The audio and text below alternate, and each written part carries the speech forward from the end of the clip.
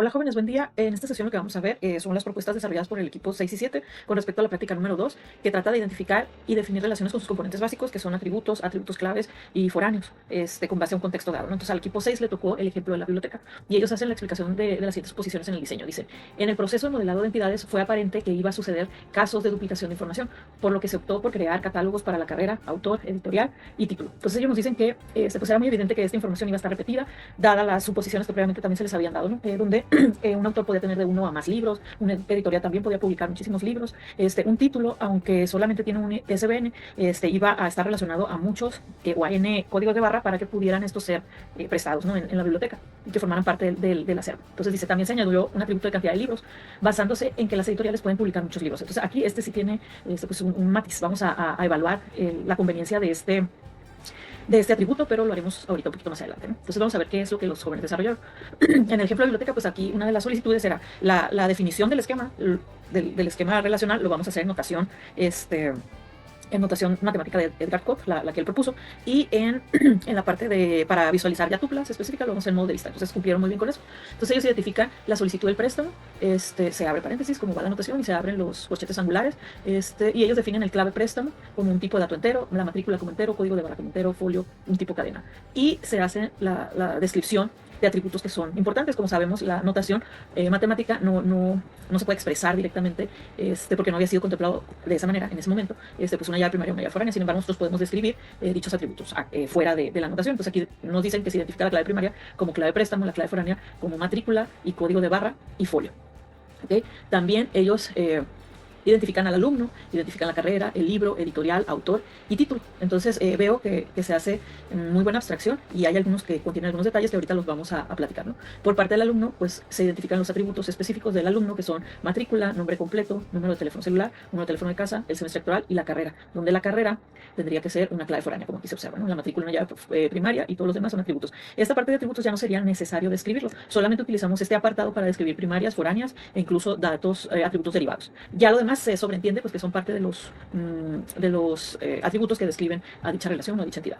¿Okay? Entonces tenemos carrera, que se identifica con la clave carrera. Aquí tiene la llave primaria, no tiene foráneas porque es un catálogo, es una tabla o una relación que está hecha para proveer información controlada y verificada y evitar redundancias, inconsistencias.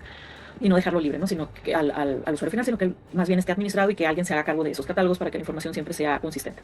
Entonces, luego tenemos al libro, ese es otra entidad, otra relación bien identificada, la cual tiene código de barra, tiene título, año, ISBN y clave del autor. Esta va a tener también algunos detalles que hay que ver ahorita más adelante.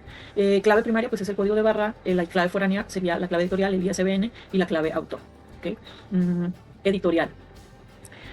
Editorial dice que tiene la clave editorial como clave primaria, no tiene clave foránea porque va a funcionar como una llave, como un catálogo, y tiene cantidad de libros. Esta parte de cantidad de libros también no tiene una función muy eficiente, pero lo vamos a discutir ahorita que veamos ya datos específicos. Autor es otro catálogo que va a tener la clave del autor, el nombre, donde clave de autor es clave primaria, no tiene foráneas porque funciona como catálogo y tiene un atributo que es cantidad de libros publicados. Y títulos, donde hago un catálogo específico de títulos de libros, donde ISBN es su llave primaria y no tiene llave foráneas porque funciona como catálogo, tiene nombre, autor y dice que tiene cantidad de libros también. Entonces, pero no fue puesto acá, yo creo que se les fue un atributo de más, un copy-paste, porque los datos que se observen, bueno, no necesariamente, como les decía, aquí esta parte de atributos no es necesaria, solamente se señalan aquellos que son un tipo de atributo especial. Pero si lo señalas acá, pues tendría que corresponder a lo que se observa en la definición de la notación matemática. Ok, vamos a ver la parte nos vamos a ir por aquellas entidades identificadas como fuertes, es decir, aquellas entidades que no requieren de la existencia de otra para su propia existencia. ¿Cuáles serían ellas? Sería libro, por ejemplo. Entonces, una de las restricciones que nos decían es que el libro va a tener un ISBN único, pero que puede ese ISBN estar asociado con N códigos de barra. ¿Por qué? Porque un acervo de libros es algo similar a esto, un concepto. Es decir, yo tengo un libro, no sé, programación orientada a objetos, la versión original, y puedo tener 1, 2, 3, 4 copias asociadas a esa publicación del mismo año, la misma edición, etcétera, pero todas las demás son copias para facilitar el préstamo, pues para que haya disponibilidad para la mayor cantidad de estudiantes que lo requieran. Entonces, si todos tienen el mismo ISBN, entonces yo tendría que proporcionarle un dato diferente a cada uno de esos libros para poderlos prestar y distinguirlos de alguna manera. Entonces, si nosotros aquí mezclamos tanto el ISBN como la parte del código de barras, vamos a estar ampliando la información de manera redundante, o sea, la información del libro. Aquí no se observa porque estamos casi trabajando uno a uno. Por ejemplo, para este código de barra, para este código de barra tengo este ISBN específico, para este código este ISBN y así sucesivamente. Sin embargo, si yo agarro este mismo ISBN, genero una tupla más o un registro más, voy a tener este número diferenciado con el siguiente elemento que sería el 2, y voy a tener para este mismo ISBN, voy a tener otro código de barra aquí mismo, pero con la misma información de la editorial, con la misma información del año, con la misma información del autor. O sea, estoy replicando o incrementando los mismos datos para solamente por un dato específico que cambia, que va a ser el código de barra. Entonces, a eso es lo que le llamamos en un punto redundancia, y ahí hay que hacer una separación más, más específica, ¿no? Entonces, ¿cuál es la propuesta ahí? Ok, déjenme, les presento lo que yo generé. Bueno, aquí yo estoy mostrando lo del alumno, pero empezamos por el libro, ¿no? Entonces, el ISBN es único. ¿Qué es lo que describe propiamente el libro? Lo que describe propiamente el libro es su ISBN único, su título, su año, su editorial y el autor. ¿Okay? Entonces, yo voy a tener solamente un registro para ese título, que es su original, basado en el ISBN, pero voy a tener una tabla que se va a llamar libro, acervo-libro-autor, donde yo voy a poder tener esos N códigos de barra para ese ISBN único, ¿no? Entonces, vamos a verlo ahora con datos. Okay, con datos se vería de esta manera. Tengo mi libro, tengo este ISBN que termina en 123, tengo este que termina en 321 y tengo este que termina en 231. Entonces, la información sobre este libro es única, no se va a repetir. Y acá en el acervo del libro autor, yo puedo tener, por ejemplo, si se observa, tengo para este ISBN que termina en 123, tengo este código de barra. Tengo otro, para el ISBN que termina en 321, tengo este código de barra. Tengo 2 veces el mismo ISBN con 2 códigos de barra diferentes. O sea, solamente la parte como donde se repite, por así decirlo, sería sobre un dato específico que hace único el registro en la definición del libro. Entonces, la idea aquí es identifico aquellas identidades que son únicas, establezco únicas y que además no requieren de la existencia de otros para su propia existencia. Establezco sus datos sin que se estén repitiendo, porque si estén redundando. ¿Por qué? Porque si este dato de código de barra yo lo tuviera acá, entonces voy a tener meridiano de sangre n veces. O bien, en el caso que ustedes proponen, no tenemos el título, porque ustedes lo separaron en títulos acá. Esta información se conserva como única, pero todo lo demás alrededor, que es la clave editorial, el año y la clave del autor, pues se va a estar repitiendo constantemente para un mismo ISBN que tiene N códigos de barra. Entonces la idea es que no haya redundancia, que esta información, si forma parte, el ISBN, el nombre del título, la clave editorial, el año y la clave de autor, si forman parte descriptiva y única de ese libro, pues que todo se conserve en una misma línea y solamente lo intercambiamos a partir de la combinación que se puede dar entre código de barra y su ISBN. ¿Okay? Muy bien. Bueno, pues continuamos. Luego se identificó al alumno, entonces se tiene matrícula, nombre del alumno, nombre completo, como decía en la instrucción, el número de teléfono celular, el número de teléfono en casa, el semestre actual y una clave de carrera. Y la clave de carrera se va a conectar a un catálogo que es de carrera. Entonces eso está correcto. ¿Por qué? Porque la información que yo pueda proporcionar en clave de carrera viene específicamente de este catálogo. Entonces eso está bien definido. Yo lo hice de manera similar, ¿no? Tenemos estos datos. La clave de carrera se conecta a un catálogo que es carrera, a través de su foránea, donde en carrera pues es una llave primaria y se han definido la notación matemática. Luego tenemos al autor. Aquí la parte del autor que les decía, la cantidad de libros no es relevante, o si por alguna razón lo necesitaran hacer, pues va a ser un dato descriptivo de los números de libros que tiene asignado, pero yo pensando en los libros que ha publicado en su haber, no en los libros que yo tengo en su acervo, porque si fuera los libros que tienen en el acervo de la biblioteca, entonces este dato no debería existir y debería ser un atributo derivado que va a surgir del cálculo del conteo de libros que tenga asignado en la parte de libros, o en mi caso en el acervo, ¿no? Entonces, si fuera el número de libros totales que ha publicado un autor, independientemente de si existen o no en la biblioteca, pues va a ser un dato que se va a tener que estar actualizando continuamente. Si son los números de libros que tengo dentro de la biblioteca para ese autor, entonces debería ser un atributo derivado del conteo de dónde tengo yo asignados esos libros. Bien, pues continuando, pues ahora vemos el catálogo de títulos que hicieron, que como ya les mostré, pues hay una diferencia entre separar toda la información de los títulos que tienen que ver con el libro en sí y posteriormente hacer esta tabla totalmente dependiente, o esta entidad totalmente dependiente, que va a ser la combinación de código de barras con el ISBN, ¿no? Vamos a ver en la propuesta que yo les hago. La propuesta pues es todo lo que identifica el libro, que con ello va el título, solamente de manera particular o única va a estar relacionado esa información a su ISBN, el año y la editorial y el autor, que forman parte de asociaciones que se hacen con catálogos, ¿no? Pues tenemos un catálogo exclusivo de autores y otro exclusivo de editoriales. Entonces de esta manera se puede cumplir el que pues una editorial puede tener muchísimas publicaciones y un autor pues va a tener de una a N publicaciones también, ¿no? de libros que escriba. Y esta partecita que ustedes la nombraron título, que en lo personal, pues título para mí me suena más a un atributo que describe el libro. Entonces, por las razones que les expongo, considero que sería un mejor diseño el tener al libro con sus datos descriptivos que aseguran que de forma única a través de su ISBN no se repita o no haya redundancia de datos en la información que se establezcan del libro. Y en esta parte del acervo del libro autor es la combinación que podría existir entre los ISBN que puedan estar relacionados, o más bien los códigos de barra que puedan estar relacionados a un mismo ISBN. ¿Okay? Muy bien, entonces esto cómo se vería de la siguiente manera, pues el libro conectado al editorial y conectado al autor, a través de sus llaves primarias en cada uno de los catálogos, que es ID autor y ID editorial, aquí como llave foránea y se identifica con estas líneas discontinuas. Y acá tenemos una combinación de código de barra con su ISBN, haciendo ambos atributos, haciéndolos una llave primaria compuesta.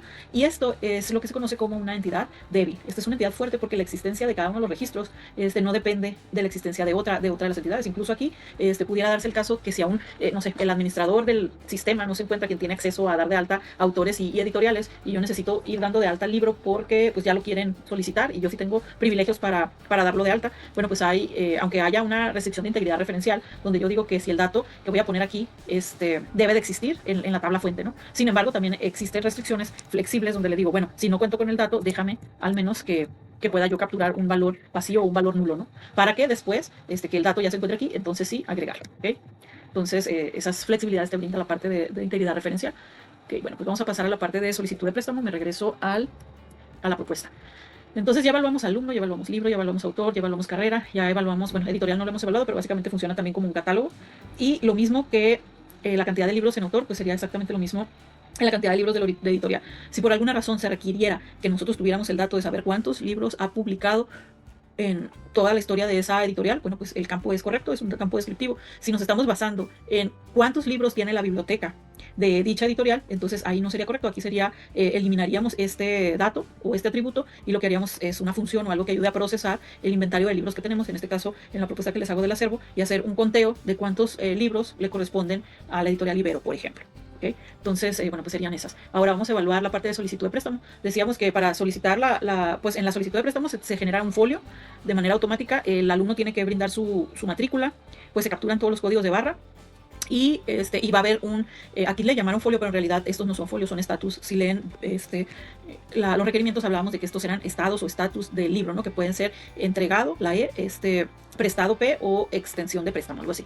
Entonces, estos son estados, y esto ya nos dice que tendrían que ser, perdón, un catálogo, porque aparte ahorita tenemos esos 3 estados, pero puede incrementar en el tiempo, ¿no? Puede haber algún estado que no hayamos tomado en cuenta en este momento y que pudiéramos irlos agregando en el tiempo para llevar un mejor control. Entonces esto se saldría, la parte de folio en realidad es esta clave de préstamo, y esta parte del estado pues tendría que ser un ID estado que se conecte a un catálogo de estados, ¿no? Y aparte, nuevamente, para un mismo folio yo tendría que tener, bueno, mi sistema tendría que tener la capacidad que para el mismo folio yo pudiera solicitar N, o si hay restricciones de préstamo, digamos que son 5 libros, yo pudiera, sobre el mismo folio, yo pudiera solicitar o sacar o pedir prestado 5 libros, ¿no? Entonces, como se tiene aquí generada la relación, pues tú tendrías que estar generando un folio para cada libro que solicitas, y eso pues no es óptimo, no es eficiente, ¿no?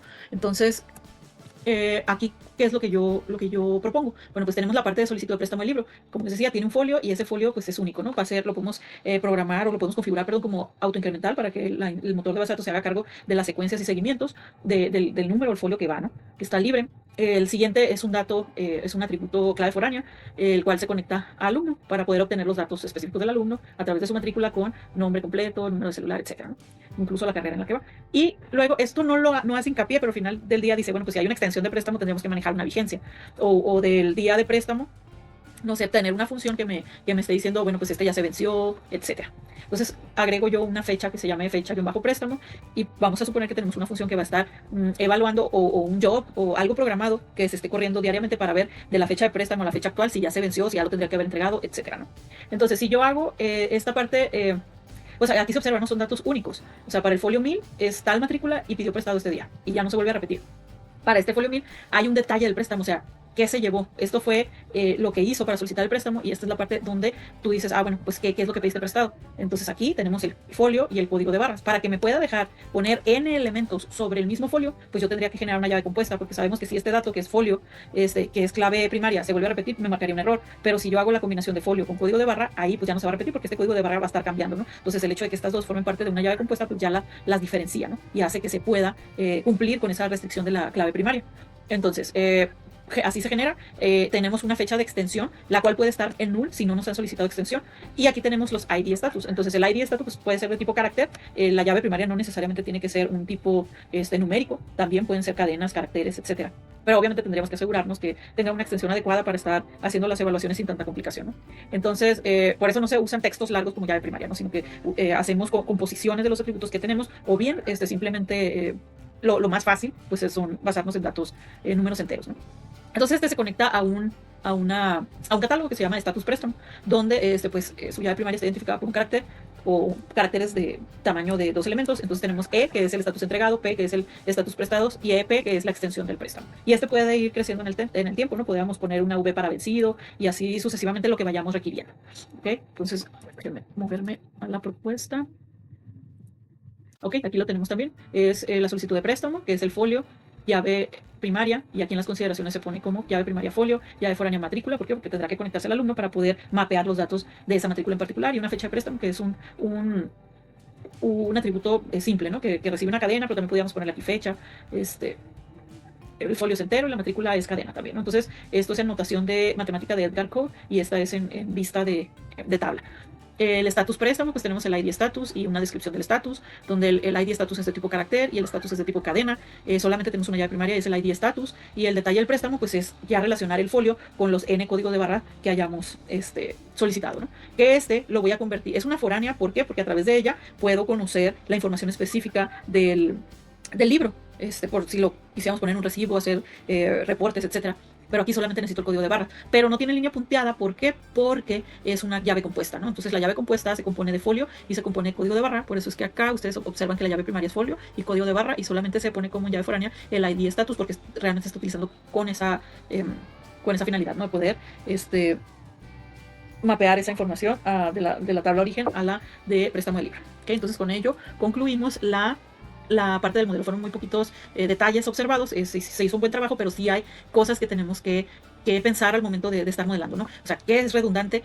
¿Qué puedo como desagregar o desacoplar? La idea de la generación de relaciones o estos modelos relacionales es ese bajo acoplamiento que existe entre las relaciones, y si va a haber la necesidad de una dependencia mayor o un alto acoplamiento, que vendrían siendo las entidades débiles, pues especificarlo de qué forma, pero siempre buscando que los datos que vayan a ser redundantes sean los menos.